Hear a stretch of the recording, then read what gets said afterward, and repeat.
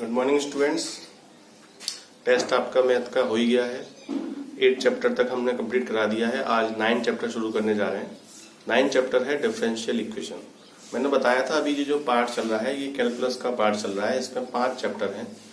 Differentiation, application of derivative, integration, application of integration और ये इस कंटेंट का लास्ट चैप्टर है डिफरेंशियल इक्वेशन।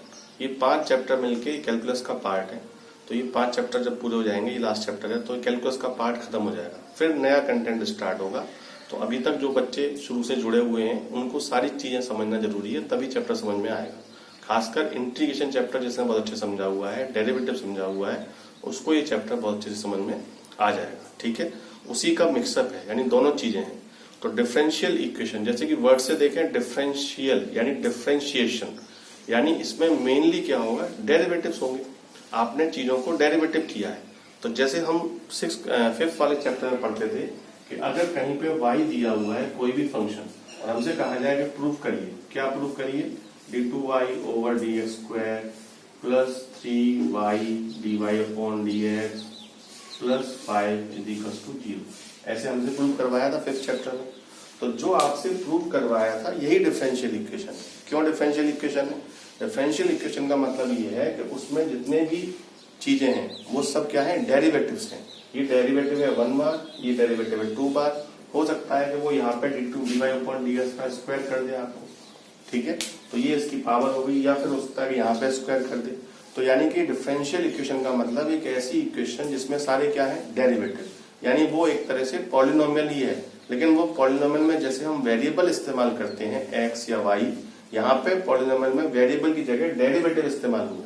अब वो डेरिवेटिव 1 टाइम डेरिवेटिव भी बन सकता है या 2 टाइम डेरिवेटिव भी बन सकता है, डबल डेरिवेटिव भी हो सकता है।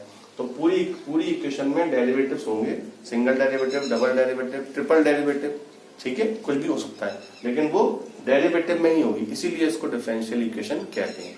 इसमें डिपेंडेंट वेरिएबल भी है, जैसे y x पर डिपेंड है, ठीक है, और इंडिपेंडेंट वेरिएबल यानी कि कांस्टेंट आ गए, नंबर भी आ सकते हैं या दोनों भी हो सकते हैं।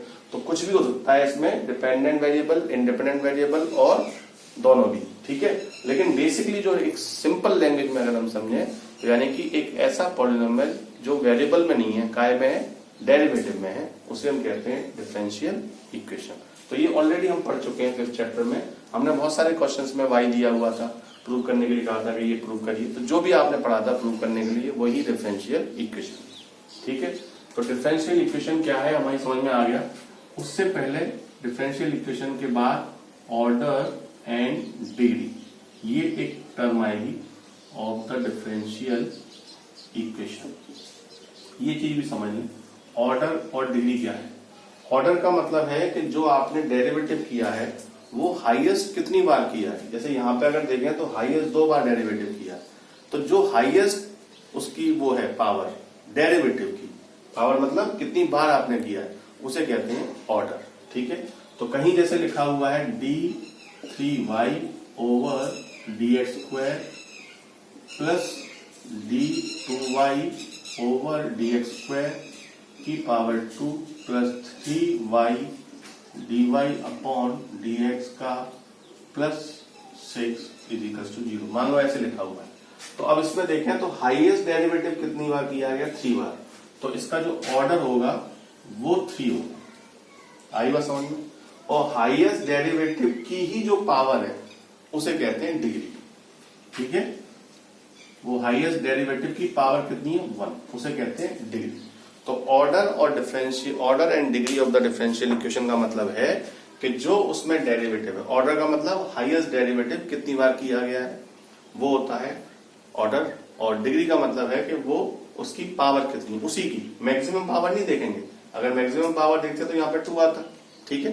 तो मैक्सिमम पावर नहीं देखेंगे, केवल ये देखेंगे कि उसकी हाईएस्ट कितना है वो और उसी की कितनी पावर है ऑर्डर वाले की, ठीक है। वो हो जाएगा ऑर्डर और degree of the differential equation. हमेशा याद रखें बहुत सारे क्वेश्चन ऐसे भी आएंगे जिसमें वो पावर फ्रैक्शन में दी होगी, तो उसको ऑन स्क्वायरिंग, ऑन क्यूबिंग या जो भी कुछ अरेंज करके हम उसको सही करेंगे, तब हमें पावर निकल के आएगी इसकी पावर कितनी है।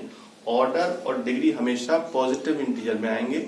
डिग्री हो सकता है कि नॉट डिफाइंड भी कभी कभार आ जाए, ऑर्डर नहीं आएगा। तो वो कभी फ्रैक्शन में, अपॉन में या रूट वगैरह में नहीं आएगा। ठीक है, तो ये चीज याद रखें, अगर कहीं आ रहा है तो उसको पहले सिंपलेस्ट कर लें, तब उसके बाद निकालें।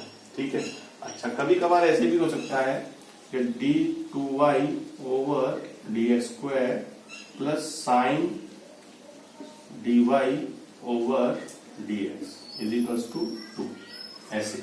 अब इसमें ध्यान से देखिए, d2y over dx² plus sine dy over dx। आपने इतने सारे डेरिवेटिव सीखे हैं 5th चैप्टर में, क्या कभी आपके पास डेरिवेटिव ऐसे आया कि साइन के साथ में जो x या y होता है वो ना होके dy अपॉन dx लिखा हो? सोच के देखो जरा, विचार करके देखो। इतने सारे क्वेश्चन किए, वो अलग बात है कि sine x into dy upon dx आया होगा, लेकिन साइन के साथ में dy अपॉन dx या d2y ओवर dx पे कभी आया? कभी नहीं आ सकता, क्योंकि ये एंगल है, एंगल कैसे रिप्लेस होगा? तो अगर कहीं ऐसा कुछ आ जाता है जो अनएक्सपेक्टेड है, आपको पता है कभी नहीं हुआ, तो वहां पे क्या होगा? अगर हमसे पूछा जाए इसमें कि इसका ऑर्डर क्या होगा, तो इसका ऑर्डर 1 होगा, सॉरी 2 होगा। हाईएस्ट कितनी बार किया गया? 2 बार।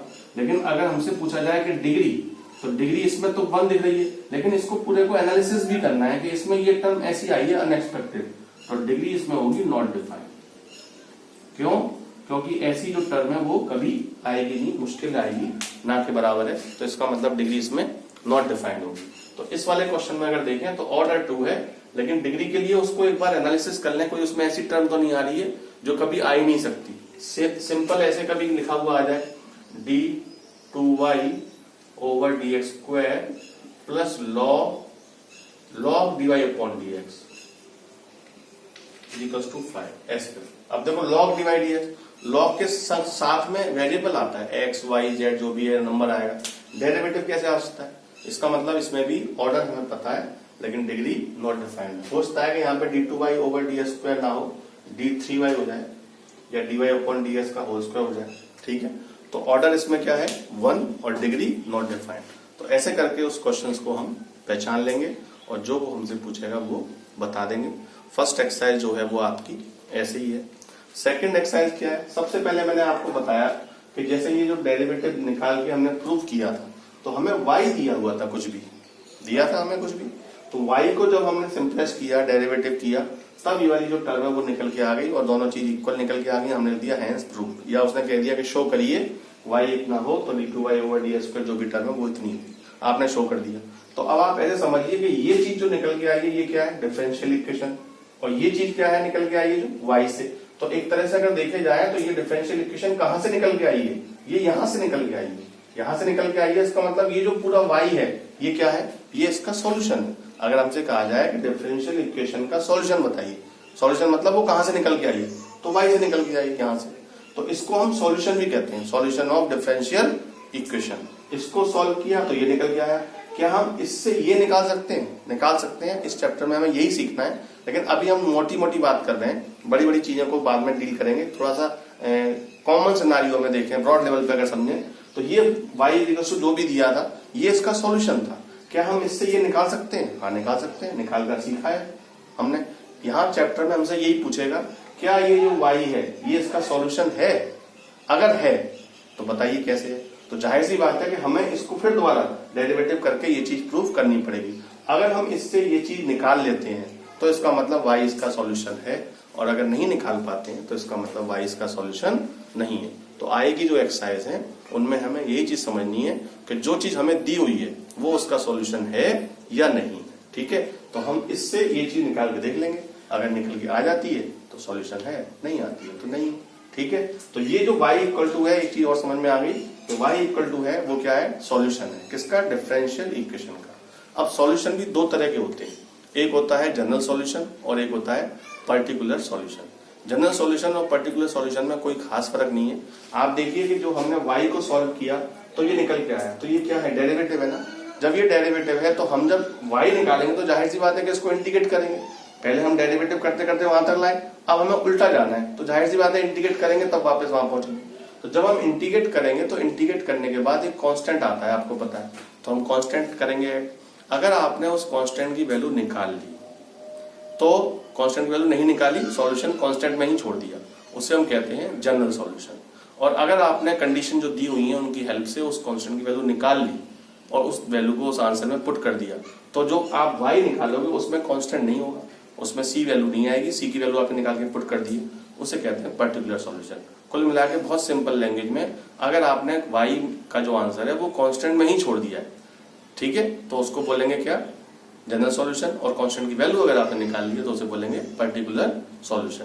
एक चीज और समझ लें कि अब जैसे ये डबल डेरिवेटिव है तो जाहिर सी बात है कि y को 2 बार डेरिवेटिव किया होगा। जब इससे हम ये निकालेंगे तो कितनी बार इंटीग्रेट करेंगे, 2 बार। जब 2 बार इंटीग्रेट करेंगे तो कांस्टेंट कितने आएंगे, 2 आएंगे। उसे कहते हैं आर्बिट्री कांस्टेंट। आर्बिट्री कांस्टेंट का मतलब इंटीग्रेशन की वजह से लगाया गया है, अपने मन से कुछ भी आ सकता है वो वैल्यू। तो जब 2 डबल उसका जो ऑर्डर है वो 2 है तो यानी कि इसमें कितने आर्बिट्री कांस्टेंट आएंगे, 2 आएंगे। सीधी सी बात है, 2 बार इंटीग्रेट करना पड़ेगा।